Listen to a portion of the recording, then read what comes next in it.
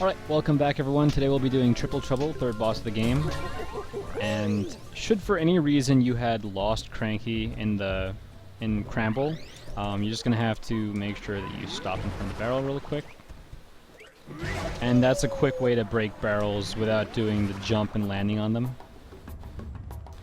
And we might as well watch this cutscene because you're really never gonna see these cutscenes when you're doing runs. You want to make sure that you're mashing out of these waste time. But they are cute.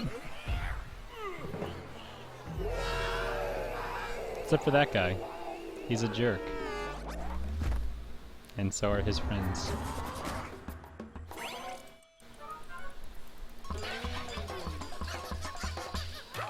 And I can't wait to break them in half. So there are lots of very specific setups that you have for this fight, and I'm going to be doing what I find most consistent for runs.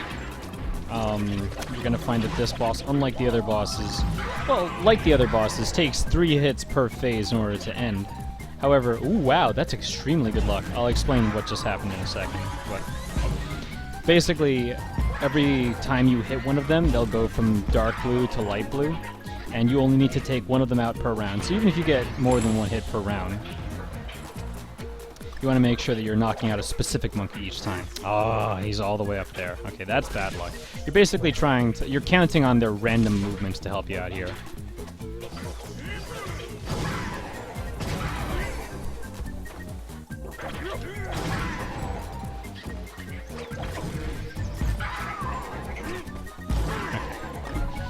Now, I like to split on Barrel Punch. And from Barrel Punch of Cramble till now, I would like to be entering the 3rd phase right around 1 minute and 40 seconds in.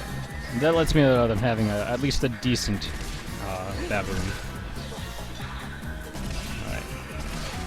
I like that. It's better than I sometimes get.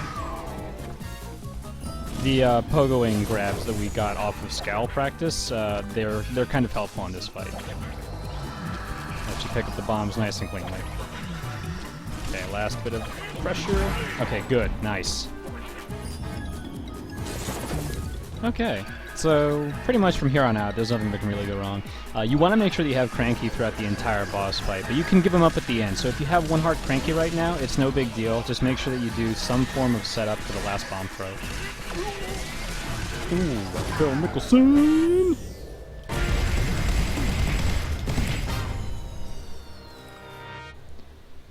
That will always feel satisfying to do. Alright, so that'll conclude your World 3, and let's go back and explain how I did the majority of what I did. Now, Triple Trouble is a very random boss fight. The monkey's movements have to be falling in such a way that you can hit them as soon as possible. The strats that I came up with for this fight give you a very consistent time when you're finishing this boss. There are faster strats developed by Cruncha, no big shocker, and I will be hoping to explain them later because I actually did practice them a bit, but they're very difficult to do. So the first thing you're going to want to do is you're going to want to stand right here. Now the reason why we're standing right here is because the first monkey who swings down is always the teal monkey. So the teal monkey is our target in the first phase. We're going to try and get 3 hits on him as soon as possible, and there's a couple ways you can manipulate him being the one that you knock out first. By standing right here, he's not going to have to walk across the screen at all in order to try and swing into you. Another important thing to note is that you're going to want to have Cranky because the only way to hit the monkeys while they have their hammer in their hand is by using Cranky's pogo. This is still tricky though because you need to be high enough that you actually hit them before you get hit themselves. Their hitbox is really weird with the hammer. So you're going to want to stand right here. The teal monkey will come down and start swinging. Back up a bit once he's in position. Make sure that you're high enough to land on top of him. The blue monkey will always swing next, and then the red monkey will swing afterwards. Now, the teal monkey just came back up. We're going to actually ignore the blue monkey, because once you hit all 3 of them, they will go into their next attack pattern. So we're going to ignore the blue one, and then we can roll through the red one. You don't have to. Just make sure that you roll through the teal one, because now we've gotten 2 hits on him, and then they're going to be in this attack pattern right here. Now, this is where the first bit of luck comes in. I actually got really lucky on my first time through here, and he stops like right there. Now, Teal, you need him to come down as soon as possible, but sometimes Teal will wander all the way to the right side of the screen. And very very strangely enough, we do have strats for how lucky you get. One of the runners of this game, Renium, a good friend of ours, she's actually a female runner for this game, and she was practicing this boss, and she got really strong RNG one time, and she didn't even realize it. And we just called them pretty girl strats because she didn't realize that, like, she'd got this incredible RNG on her first time. It was like, man, they must like you. You're really pretty. So if you get real good RNG on this, you got some pretty. You must be a pretty girl. So you want to make sure that you knock down the blue one, and then I did actually. If you saw, he just walked all the way over to the right. I was not a pretty girl this time. I knocked the blue one down. And then what you want to do is you want to interrupt the red one's spin so that he's waiting on the right side there. Now once the teal starts to come down, you can knock the red one out. Oh, darn, too soon. Okay. So you see, I did it too soon. The teal did not actually jump up and start dropping back down, which means they're going to go back into this swinging attack pattern. Just slightly longer. Taking the hit there does not matter, but as you can see, it does save a little bit of time if you can get them all out in one phase. So, I like to wait underneath the one who just chucked the bomb. He's empty-handed right now. He just gave the bomb to his blue friend. Red one's going to be my next target for this phase. And what you're trying to do is you're basically hoping, because next they're going to start coming down the sides of the arena here. And the red one, I'm hoping that he comes down low enough that I can pogo and get a jump in on him. So let's see what happens.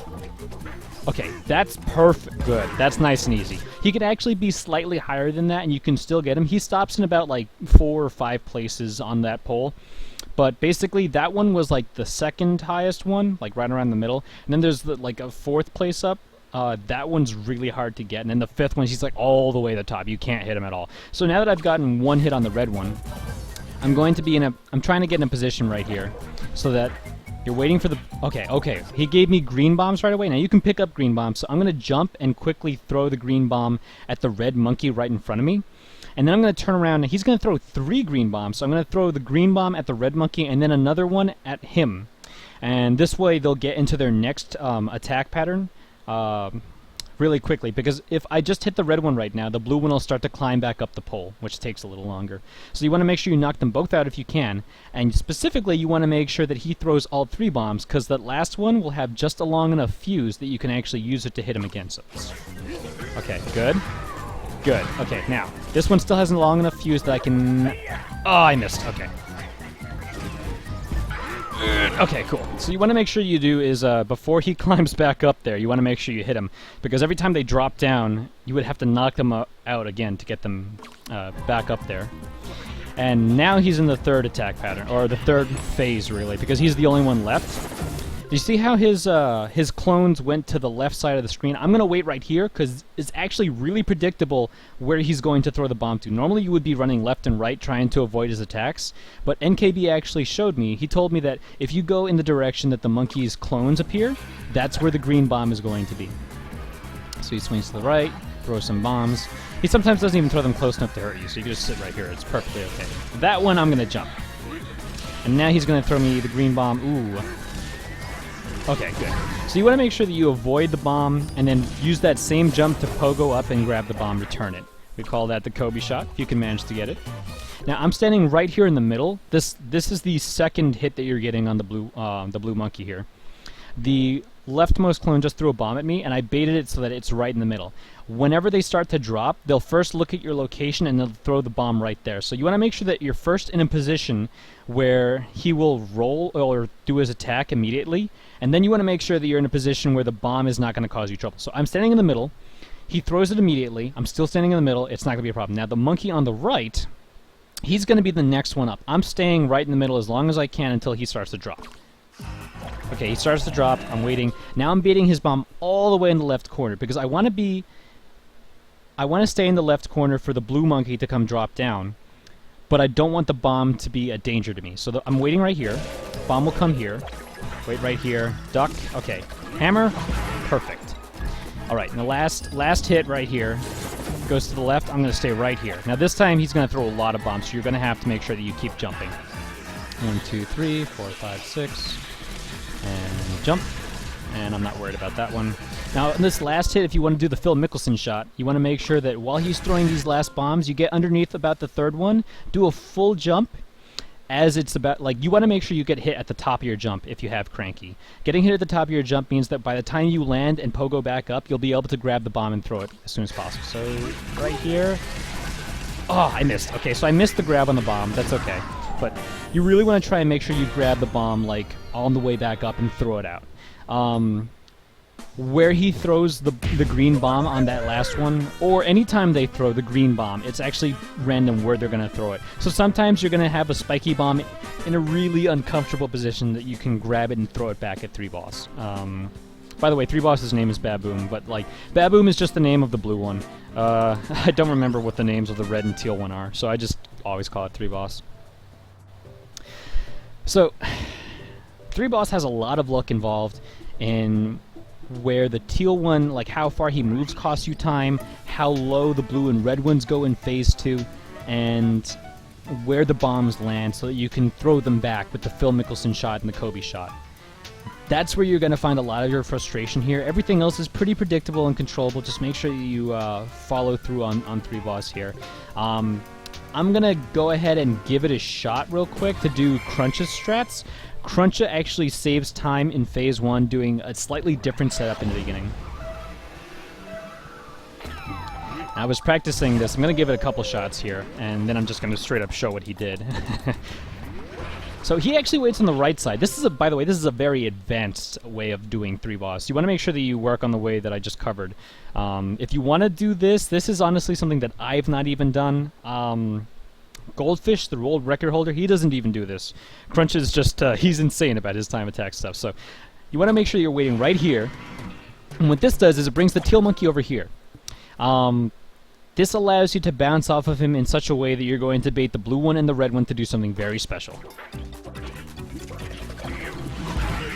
Okay. Oh, there we go.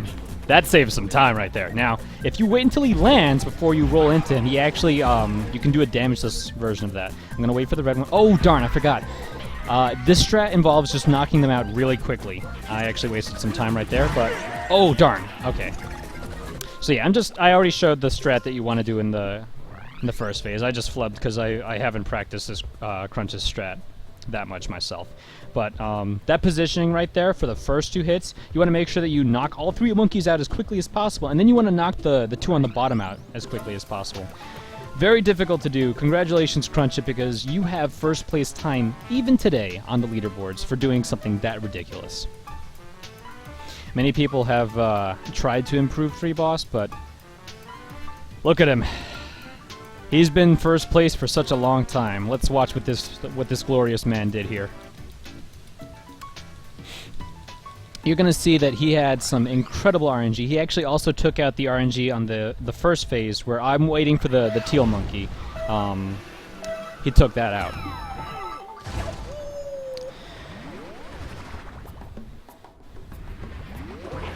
So again, this is Cruncha, very strong runner of this game, did a lot of time attack stuff.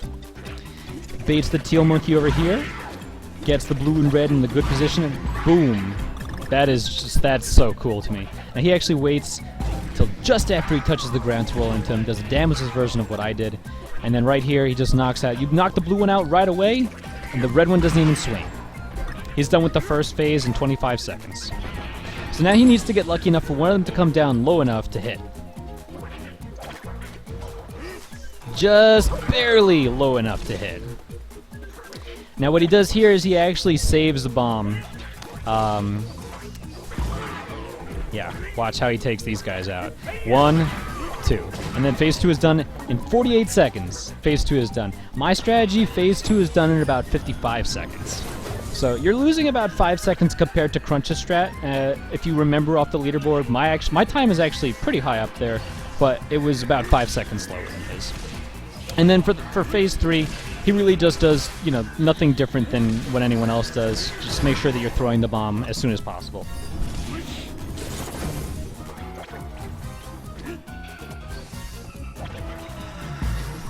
He really gets that bomb way out of the way. But yeah, same manipulation on the monkeys. The ghosts are going to the left, so you're going to notice that the bomb that Baboom throws is going to be on the left.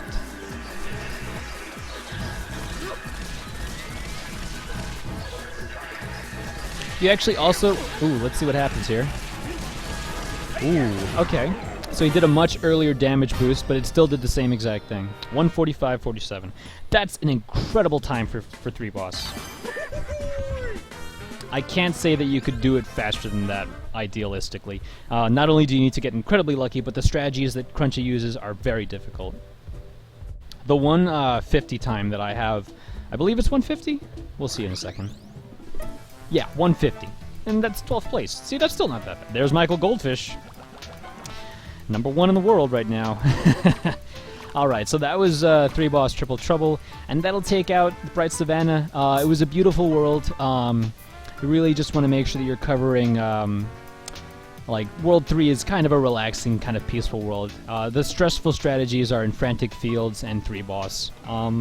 But yeah, that's World 3, and then next time we'll be starting to get into Seabreeze Cove with Deep Keep. Can't wait to see you guys there. Take it easy.